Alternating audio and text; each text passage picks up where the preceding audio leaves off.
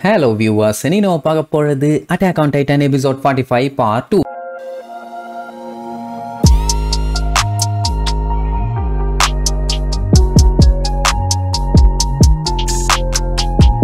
Open பண்ணா போன பாட்டுல ஒரு வழியா நம்ம பையன் அவனோட பாடியை எப்படி ஹார்டனிங் பண்ணணும்னு தெரியாமையே கத்துக்கிட்டு தெரிஞ்சு பண்ணி எல்லாத்தையும் காப்பாத்திட்டான். இதுல இன்னொரு மேட்டர் என்னன்னா, நம்ம பையல அந்த டைட்டன்குள்ள இருந்து எடுத்துட்டோம்னா எப்பவுமே இவாபரேட் ஆயிரும். ஆனா இந்த டைம் பாத்தீங்கன்னா அவனோட போஸ் அப்படியே இருக்கும். அப்படின்னா இதுதான் அவங்களுக்கு தேவை. இவ்வளவு நாளா கிழிக்க முடியாததை இப்ப எப்படி கிழிச்சோன்னு எரன் அப்படியே யோசிச்சு பார்க்கும்போது அவனுக்கே ஞாபகம் வருது. ஒரு சின்ன பாட்டில்ல ஆர்மர்னு இருந்துச்சுல்ல, அதை குடிச்சதுக்கு அப்புறம் தான் என்னால இதை பண்ண முடிஞ்சும்பான். நேக்கு ஒண்ணு புரியல. பாட்டில் எது கிடந்தாலும் எடுத்து குடிச்சிருவானா என்ன ஏதுன்னு கொஞ்சம் யோசிக்கிறது இல்ல. பாய்சனா இருந்தா என்ன ஆயிருக்கும். சரி, அடுத்தடுத்து ட்ரை பண்ணி எல்லாமே ஃபெயிலியர் ஆச்சு. ஆனா இப்போ நம்ம பயலால ஹார்டனிங் பண்ண முடியுது. இத வச்சு ஏகப்பட்ட மக்களை காப்பாத்தலாம். அதுவும் எவ்வளவு பெரிய விஷயத்தை இன்ஸ்டன்டா கிரியேட் பண்ணிருக்கான் பாருங்க. சோ இதே மாதிரி இவன் வால்ஸையும் பில்ட் பண்ணிட்டானாலே போதும். அதுக்கப்புறம் வால் மரியா இவங்க கண்ட்ரோல் தான். என்ன இவங்களோட எனிமீஸும் சரி நண்பர்களும் சரி ஏகப்பட்ட பேர் இறந்துட்டாங்க. என்ன பண்றது, இந்த அளவுக்கு வர்றதுக்கு ஏகப்பட்ட சாக்ரிஃபைஸ் பண்ண வேண்டி இருக்குது. இப்போ இவ்வளவு தூரம் வந்து இந்த ஒரு இடத்துல இருக்கிறத நினைக்கும் போது சந்தோஷப்படுறதா இல்ல கஷ்டப்படுறதான்னு தெரியல. ஆமா,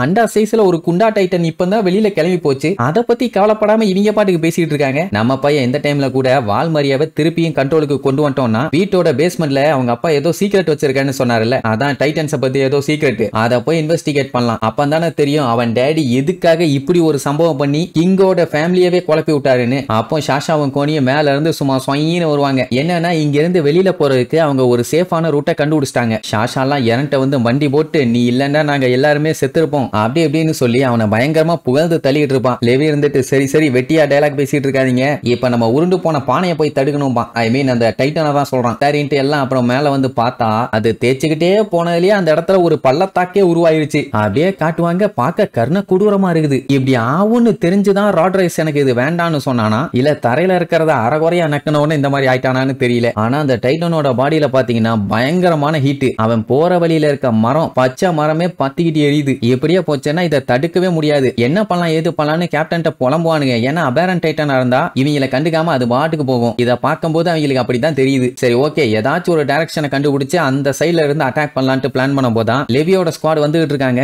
இந்த மாதிரி எரனையும் ஹிஸ்டோரியாவையும் சக்சஸ்ஃபுல்லா காப்பாத்திட்டாங்களாமா. டீம் ஆளுகளும் நல்லா இருக்காங்கன்னு எர்வினுக்கு ஹாப்பி. வெளியில அதுக்குன்னு காட்ட மாட்டாரு. எல்லாத்துக்குமே ஒரே ரியாக்ஷன் தான். அப்புறம் என்ன அடிச்சு புடிச்சு லெவியோட டீமை மீட் பண்ணி எல்லாரும் ஓகேவா என்ன ஏதுன்னு பார்த்துட்டு ஹாஞ்சியை பாப்பாரு. அவளுக்கு மட்டும் கொஞ்சம் பிளட் அதிகமா போயிட்டு இருக்கும். பட் உசுருக்கு எந்த ஆபத்தும் இல்ல. அதனாலேயே எர்வின் எல்லாத்தையும் சூப்பர்னு பாராட்டி தருவாரு. சரி, இந்த அண்டா சைஸ் டைட்டன் யாரு என்னன்னு கேட்டா வேற யாரும் இல்ல ராட் ரைஸுமா. எர்வினுக்கு தூக்கி வாரி போடும். எது அந்த முட்டா பையலான்னு. உங்க ஆர்டர் காண்டி தான் வெயிட் பண்றோம், என்ன பண்ணுன்னு சொல்லுங்க வச்சு செஞ்சிருவோங்கிற மாதிரி சொல்லுவான். ஆக்சுவலா இங்க நின்னுட்டு பிளான பெர்ஃபெக்ட்டா போட முடியாது. நம்ம வால் சினாக்கு போயிடலாம் பாரா. அப்படின்னா இந்த டைட்டனை நீங்க வால் கிட்ட நெருங்க விட போறீங்களான்னு கேட்பான். ஆக்சுவலா இவங்க நினைச்சாலுமே அதை தடுக்க முடியாது. அது போற டைரக்ஷனை பார்க்கும்போது ஆர்வுட் டிஸ்ட்ரிக்ட நோக்கி தான் போயிட்டு இருக்குது. அது போறதுக்கு முன்னாடியே நம்ம போய் பிளான போட்டு செஞ்சிருவோம்னு முடிவு பண்ணிட்டு அங்க இருந்து வேகமா கிளம்புவாங்க. ஆஞ்சிக்கு பாத்தீங்கன்னா உள்ள என்னென்னலாம் சம்பவம் நடந்துச்சுன்னு ஒண்ணுமே தெரியாத. அந்த விஷயம் எல்லாத்தையுமே எரன் ஹிஸ்டோரியா கிட்ட கேட்டு தெரிஞ்சுக்குவான். அவளுக்கு ஒரே ஆச்சரியம், எது ஃபவுண்டிங் டைட்டன் பவரை எரன்ட்ட இருந்து அந்த ஆள் எடுக்க ட்ரை பண்ணானா. Oh my God. அதுக்கப்புறம் நடந்த சம்பவம் தான் தெரியுமே. அதுக்கப்புறம் அந்த பவரை பாத்தீங்கன்னா ரைஸ் பிளட்டை தவிர வேற யாருமே யூஸ் பண்ண முடியாதுன்னு வேற சொல்லியிருப்பாங்கல்ல. இது எல்லாத்தையுமே கேட்கும்போது அவளுக்கே ஆச்சரியம். அது மட்டும் இல்லாம ஃபர்ஸ்ட் கிங்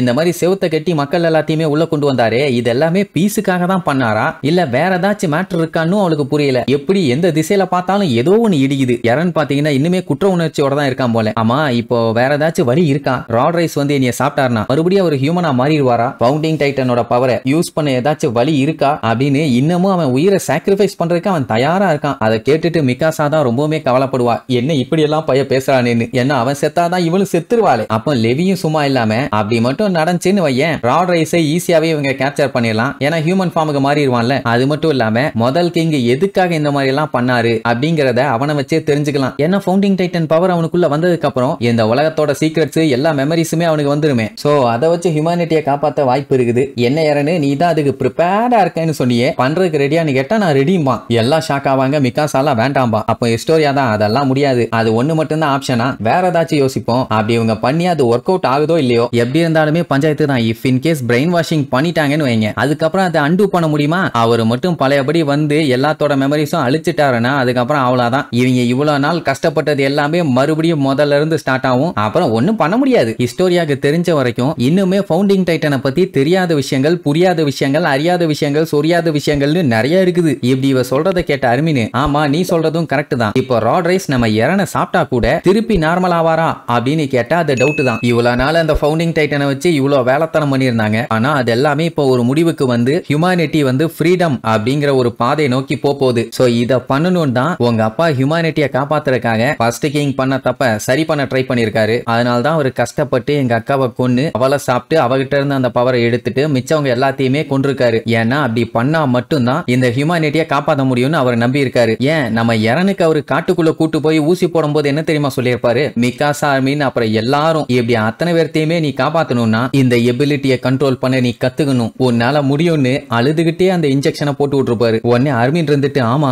எங்களுக்கு அங்கிளை பத்தி நல்லாவே தெரியும், அவர் தப்பு பண்ணணும்னு இப்படி பண்ணிருக்க வாய்ப்பே இல்ல, கண்டிப்பா ரைஸ் பிளட் இல்லாம இந்த ஹியூமனிட்டியை காப்பாத்துறதுக்கு வேற ஏதோ ஒரு வழி இருக்கும், அதனாலதான் பேஸ்மெண்ட்ல அதை சேஃப் அண்ட் செக்யூர்டா வச்சுட்டு உங்ககிட்ட அதோட கீயை கொடுத்திருக்காரு அப்படின்னு நம்ம மிகாசா சொன்ன உடனே சில பேருக்கு ஷாக் ஆகும். எது பேஸ்மெண்டான்னு அது என்ன அவ்வளவு இம்பார்ட்டன்டான்னு கேட்பாங்க. ஆமா உடனே அதான் இப்ப பஞ்சாயத்துலயே வால்ஸ அடைக்கிறதுக்கான வழி இவங்களுக்கு கிடைச்சிருச்சு. அதனால சீக்கிரமாவே அது என்ன எதுன்னு கண்டுபிடிச்சிடலான்னு ஒரு ஹோப் இருக்குது. சரி எதுவுமே இல்லாம இருக்கிறதுக்கு ஏதாச்சும் ஒரு ஹோப் ஒண்ணு இருக்குது. அதுக்கப்புறம் ஹாஞ்சி இருந்துட்டு, ஹிஸ்டோரியா நான் சொல்றத நல்லா கேட்டுக்க, இப்ப இருக்க நிலைமைக்கு வால்ஸ்குள்ள டைட்டன்ஸ் எல்லாம் உலாவ விட்டுட்டு இருக்க முடியாது, அதனால வேற வழி இல்ல, இப்ப டைட்டனா இருக்க உங்க அப்பாவை போட்டு தள்ளி தான் ஆகணும். என்ன ஓகேவான்னு கேட்டவன பழைய விஷயம் எல்லாத்தையுமே அப்படியே யோசிச்சு பாப்பா. பார்த்துட்டு ரொம்ப பீலிங் டாடி ஆச்சு. அதுக்கப்புறம் இறனை கூப்பிட்டு என்னைய மன்னிச்சிருன்னு வேற சொல்லுவா. ஏன் திடீர்னு கேட்டா, அந்த சர்ச்சில் நம்ம இறனை கட்டி போட்டிருந்தப்போ முதல்ல வந்து மீட் பண்ணால, அப்பா அவளோட பிளானே அவங்க அப்பா சொன்னதை கேட்டுட்டு டைட்டனா மாதிரி இவனை சாப்பிடலாம் தான் முடிவு பண்ணியிருந்தா. சொல்ல போனா அந்த டைம் ஹியூமனிட்டியை காப்பாத்தணும்னு அவன் நினைச்சிருந்தா கூட பரவாயில்ல, கேட்டையவே கிடையாது. அவங்க அப்பா சொன்னாருங்கிற காரணத்துக்காக தான் அதை பண்ண நினைச்சாலாமா. பண்ணியிருந்தானா மிகாசா விரட்டி வாயிலே வெட்டி இருக்க மாட்டா. அவங்க அப்பா இவன் மேல நம்பிக்கை வைக்கணும், கோவப்படக்கூடாது அப்படிங்கறதுக்காக தான் எல்லாத்துக்குமே ஓகே ஓகே ஓகேன்னு இருக்கா. அதை நான் பெரிய தப்பு பண்ணிட்டேன், அதனால